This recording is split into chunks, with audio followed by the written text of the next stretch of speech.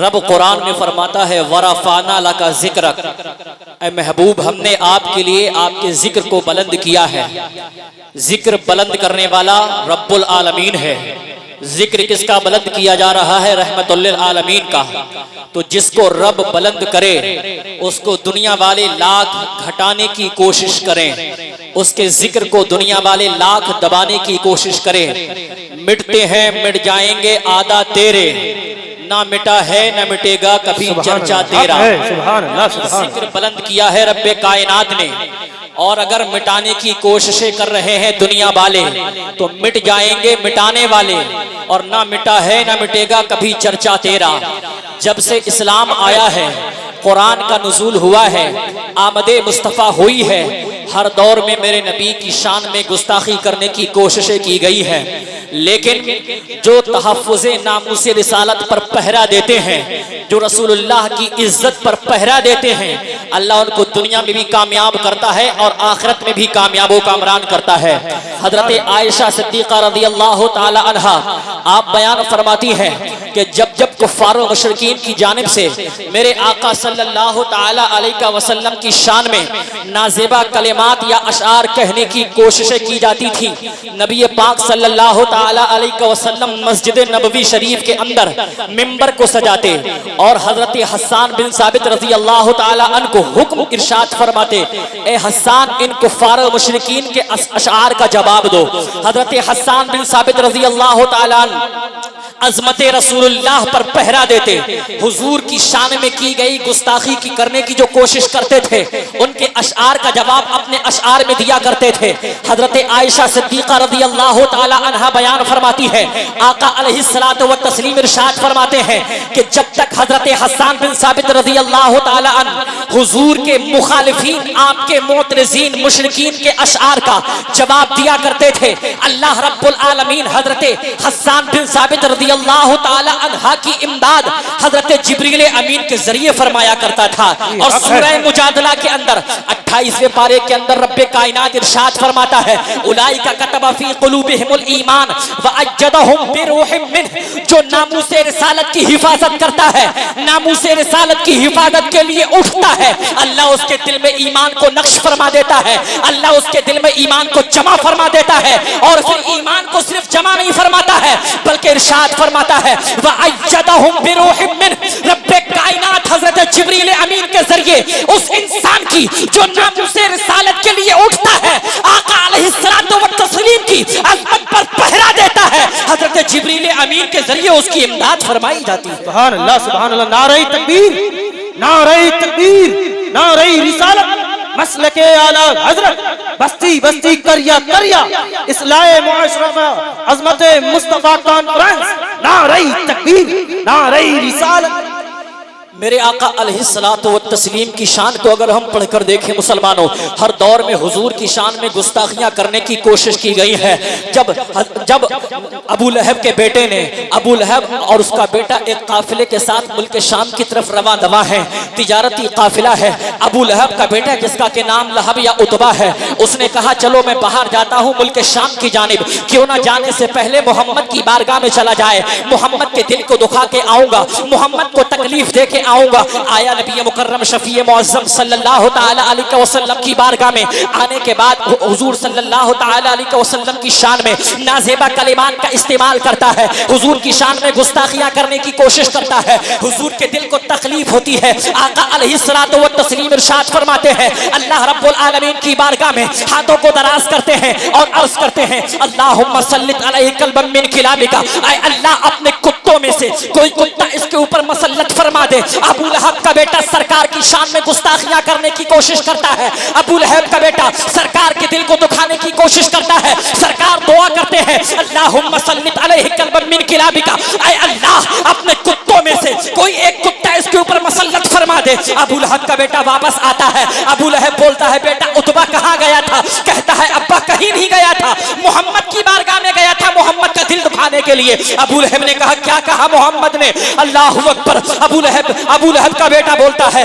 محمد کہتے ہیں اللہم سلط علیہ کلبا من کلابک، اے اللہ اس پر اپنے کتوں میں سے ایک کتا مسلط فرما دے۔ ابو لہب بولتا ارے بیٹا محمد کی زبان سے جو نکلتا ہے اس کا رب اس کو پورا کرتا ہے، یعنی محمد نے جب جب کہا ہے وہ پورا ہوا ہے۔ اقبال نے اس کی ترجمانی یہ کی ہے قول محمد قول خدا فرمان نہ بدلا جائے گا، ہے قول محمد قول خدا فرمان نہ بدلا جائے گا، بدلے گا زمانہ لاکھ مگر قرآن نہ بدلا جائے گا۔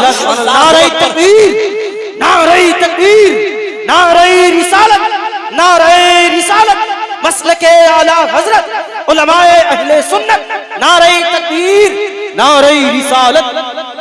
مائک میں ہلکی سی بیس چھوڑ دو، آواز کانوں سے نہ ٹکرائے تاکہ۔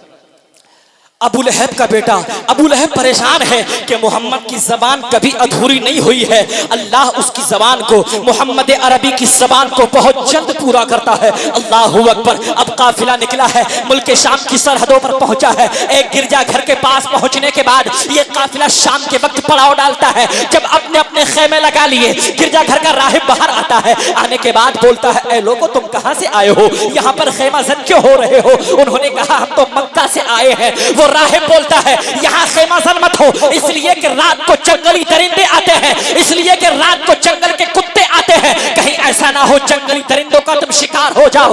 اللہ اکبر۔ ابو لہب سوچنے لگا رات کی تاریکی ہے، رات کی تاریکی تنہائیوں میں کہاں جائیں گے، اب کیا کریں گے؟ اللہ اکبر۔ ابو لہب نے کہا ٹھیک ہے یہی خیمہ زن ہوتے ہیں۔ تمام قافلے کے افراد کو بلایا، بلانے کے بعد کہتا ہے اے مکہ کے لوگوں، آج تک میں نے اپنی حاکمیت کا تم سے کوئی مطالبہ نہیں کیا ہے، پوری زندگی تمہارا سردار رہا ہوں، کبھی کسی چیز کا مطالبہ نہیں کیا ہے، آج صرف ایک بات کہنا چاہتا ہوں۔ لوگوں نے کہا ابو لہب حکم دے، تو ہمارا حاکم ہے، جو کہے گا وہ کریں گے۔ ابو لہب نے کہا صرف اتنا چاہتا ہوں، صرف یہ مطالبہ ہے میرا کہ آج میری بیٹے کی حفاظت کر لو، اس لیے کہ محمد نے کہا ہے اللہم صلِّ علیہ کلبا من کلابک، مجھے اس بات کا خدشہ ہے کہیں ایسا نہ ہو کوئی جنگلی درندہ میرے بیٹے کو شکار بنا دے۔ اللہ اکبر۔ رات کی تنہائیوں اور تاریکیوں میں ابو لہب نے تمام افراد کو جمع کیا، تمام افراد کے تمام خیمے کے سامان کو جمع کیا، ایک اونچی سی مچان بناتا ہے، ایک اونچا ٹیلا بناتا ہے، ٹیلا بنانے کے بعد کہتا ہے اے بیٹا جا اس کے اوپر چڑھ جا، اس کے اوپر لیٹ جا۔ تمام قافلے کے افراد کو ٹیلے کے ارد گرد لٹا دیتا ہے تاکہ اگر کوئی درندہ آئے میرا بیٹا محفوظ ہو جائے۔ اللہ اکبر۔ لیکن رب کائنات گستاخ رسول کو، رب کائنات اپنے محبوب کی شان میں گستاخی کرنے والے کو دنیا اور آخرت کے اندر ذلیل و خوار کر کے چھوڑتا ہے۔ رات کی تاریکی ہے، رات کی تاریکیوں میں جب پچھلا پہر ہوتا ہے جنگل کا ایک درندہ آتا ہے، ایک ایک کر کے تمام افراد کو سونگ رہا ہے، اس کو سونگا چھوڑ دیا، دوسرے کو سونگا چھوڑ دیا، تیسرے کو سونگا چھوڑ دیا، ایک ایک کر کے سونگا، سب کو چھوڑ کر چلا گیا کیونکہ جانتا تھا میرا مطلوبہ شکار اس میں نہیں ہے۔ پھر کچھ پیچھے گیا اور ایک چست لگائی، مچان کے اوپر پہنچا، اوپر لیٹے ہوئے جوان کو جب سونگتا ہے پہچان گیا گستاخ رسول یہی ہے، بدبو یہی سے آ رہی ہے۔ جنگل کے اس درندے نے ابو لہب کے بیٹے کو چیر پھاڑ دیا اور یہ پیغام دیا جو رسول اللہ کی شان میں گستاخی کرے گا دنیا اور آخرت کے اندر تباہ و برباد ہو جائے گا۔ نعرہ تکبیر، نعرہ تکبیر، نعرہ رسالت، نعرہ رسالت، مسلک اعلی حضرت، مسلک اعلی حضرت علماء اہل سنت، نعرہ تکبیر، نعرہ رسالت۔ یہ صرف لفظی نہیں ہے، یہ زبانی باتیں نہیں ہیں، قرآن کے اندر رب ارشاد فرماتا ہے ان الذین یؤذون اللہ ورسولہ، جو لوگ اللہ کو تکلیف دیں، تکلیف پہنچانے کی کوشش کریں یا رسول اللہ کو تکلیف پہنچانے کی کوشش کریں، اللہ فرماتا ہے لعنہم اللہ فی الدنیا والآخرہ، ان کے لیے دنیا اور آخرت کے اندر دردناک عذاب ہے، وَأَعَدَّ لَهُمْ عَذَابًا مُهِينًا، دنیا آخرت میں ان پر لعنت ہے اور آخرت میں اللہ نے ان کے لیے دردناک عذاب تیار کر رکھا ہے۔ لیکن پھر بھی میں نوجوانوں سے ایک پیغام دینا چاہتا ہوں، جوانوں آج ہم سوشل میڈیا پر ایکٹیو رہا کرتے ہیں، آج ہمارا سوشل میڈیا سے گہرا تعلق ہے، آپ سمجھتے ہیں تحفظ ناموس رسالت کے لیے ہم کیا کریں، کیا ہم مولوی بن جائیں، کیا ہم علماء بن جائیں؟ ارے آج یہ ٹیکنالوجی کا دور ہے، یہ سوشل میڈیا کا دور ہے، اگر ہم اور آپ چاہیں تو آج अपने प्लेटफॉर्म पर रहकर अपनी उसी दुनियावी जिंदगी में रहकर रसूल अल्लाह की अजमत पर पहरा दे सकते हैं। अरे हम तो बस इतना कर देते हैं, अगर गुस्ताखी की वीडियो किसी ने शेयर की तो हम लानत भेजकर आगे शेयर कर देते हैं। जरा तारीख उठाकर तो देखो, सहाबा किराम के दौर में जिन कुफार और मुशरिकीन ने मेरे आका की शान में गुस्ताखियां करने की कोशिश की है, किसी एक सहाबी ने भी उन अशार को आगे शेयर नहीं किया है, बल्कि वही दफन कर दिया है, वही खत्म कर दिया है। और जितना हो सका है उस गुस्ताखे रसूल के खिलाफ अपनी जान से, अपने माल से, अपने तन मन धन से उसका रद्द किया है। अपनी जान भी कुर्बान की है आका की अजमत पर, अपना माल भी कुर्बान किया है आका की अजमत पर, अपनी औलाद को भी कुर्बान किया है आका की अजमत पर। यह पैगाम दिया है कि जिन अशार को या जिन बातों को हुजूर की शान में गुस्ताखी के तौर पर इस्तेमाल किया जाए, उनको आगे शेयर नहीं करना है, बल्कि उस गुस्ताखे रसूल का दुनिया और आखिरत के अंदर रद्द करना है, ताकि दिल के अंदर इश्क़ रसूलुल्लाह पैदा हो जाए। आप सोशल मीडिया पर एक्टिव है ना, तो अपने उसी प्लेटफॉर्म पर हुजूर की अजमत को बुलंद करे ना, आका की अजमत के तराने उलापे ना, गुस्ताखी रसूल के खिलाफ अपनी ज़बान को खोले ना, और हो सके तो अपने बच्चों को दीन की तालीम दें, उनके दिल के अंदर इश्क़ रसूलुल्लाह पैदा करें। जब दिल के अंदर इश्क होगा, जब दिल के अंदर प्यार होगा, जब दिल के अंदर आका की मोहब्बत होगी, तो दुनिया के चाहे जिस कोने में भी रहेगा, सरकार की सुन्नतें उसके किरदार से झलकती नजर आएंगी।